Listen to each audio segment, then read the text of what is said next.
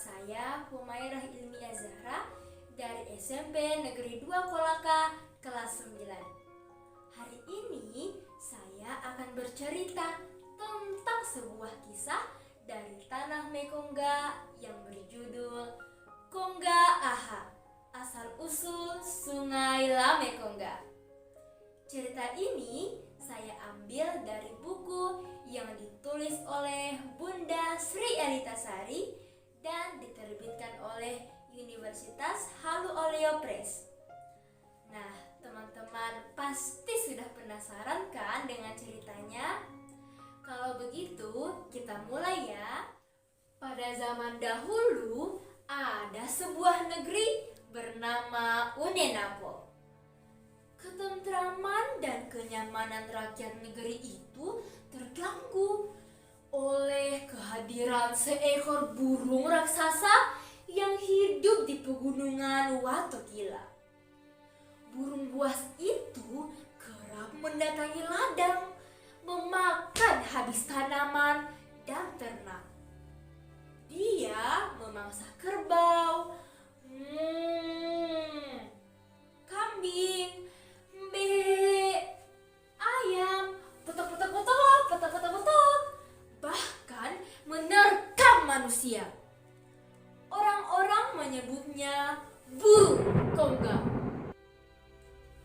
Salah seorang Toonomotuo menceritakan kejadian itu kepada Wasasi, perempuan sakti Mandraguna. Mendengar laporan tersebut, Wasasi segera bertindak.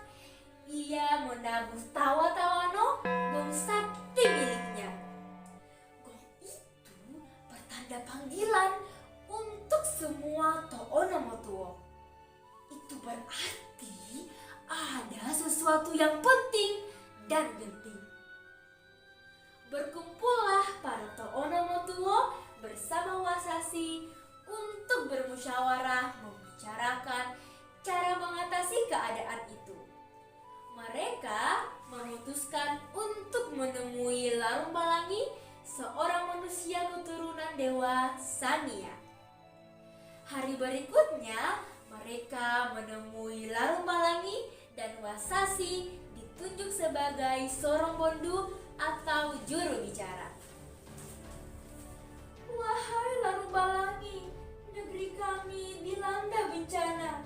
Kongga memakan habis tanaman dan ternak. Lama-kelamaan kami pun akan habis di mangsa Kongga. Kami tak tahu apa yang harus kami lakukan. Tolonglah kami. Mendengar hal tersebut, Larumbalangi tersenyum dan berkata, "Berdirilah, jangan khawatir dengan keadaan itu. Buatlah bambu runcing sebanyak-banyaknya. Di ujung bambu itu tempelkan racun yang mematikan. Lalu tancapkan bambu itu secara melingkar, membentuk kurungan raksasa di sebuah padang luas. Di tengahnya akan diletakkan umpan seorang manusia dan kerbau." Manusia? Sepertinya tidak akan ada yang berani melakukannya.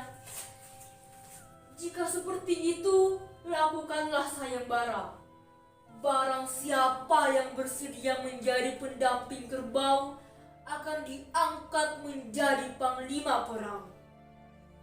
Setelah beberapa lama, seorang pemuda datang memenuhi sayembara tersebut.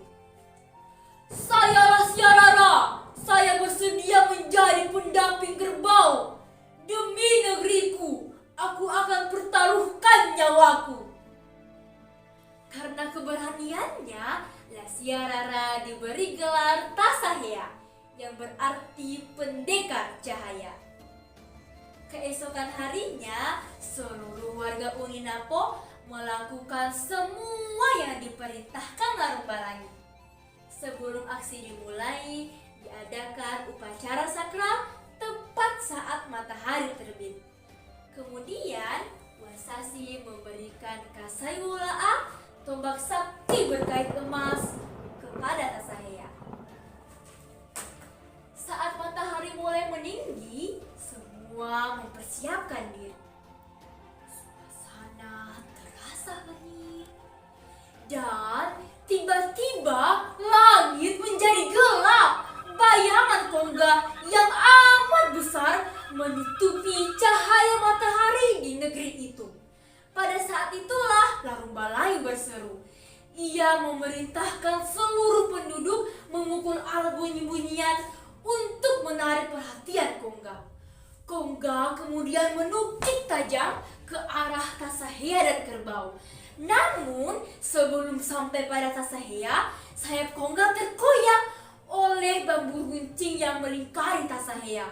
Kongga yang kesakitan itu mengamuk. Dengan gagah berani, Tasahea terus melawan burung raksasa itu. Akhirnya, tombak sakti Tasahea membuat satu tusukan tepat di jantung Kongga. Kongga! Beda saya diinok lagimu! Kiat!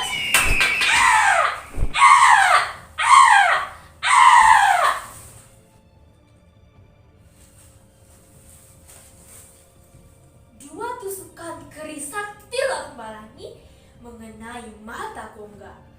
Kongga terluka dan terbang berputar-putar melewati Pomala, Kolono, Malili, Ulukalo, Wolasi, Asera, Lanowulu, Amisiu, dan Gunung Mandoke.